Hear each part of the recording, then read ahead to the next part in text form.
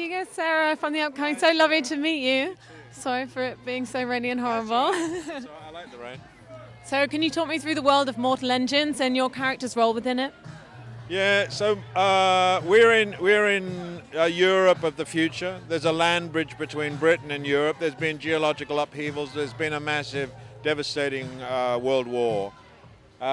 Europe's devastated. The cities have taken to wheels, and that system is about the survival of the fastest. So the large cities predate on the smaller cities, and the smaller cities have to be fast to escape the big cities. So it's kill or be killed. And within that world, London is a hierarchical structure, tiered.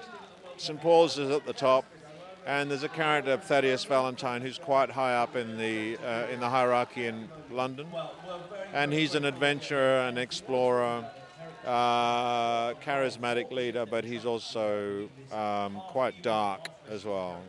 And you're no stranger to playing, characters in these pretty big films, these ambitious worlds being created. So how did this character differ, and what was your experience of making the film?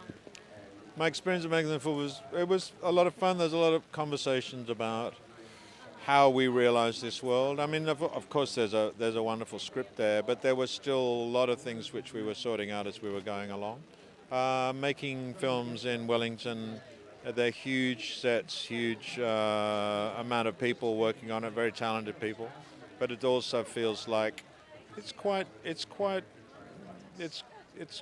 sort of dinky in a way. There's something very homemade about it, which is lovely. So it was a good experience. And in comparison to the other films, what do you think people are going to take away from this one in terms of entertainment versus it being kind of philosophical? Well, I think essentially it's an adventure story. It's essentially for young adults, but I think kind of anyone can enjoy it. It's a dark world as well, and it's a world that has a lot to say about the world in which we live, even though it's set in the future. And people will take from it many different things. I hope it's entertaining for most people. I'm sure it will be. But there's also a lot of parallels to the world in which we live. So has a very strong vision for the future. He believes the world in which he's living is on its last legs, and they have to do something to make a big change, even if that means people might lose their lives. So he's a complex man. And it was great to work on the film, because it's a fully imagined world that needs to be brought to screen. So it's a very complex procedure.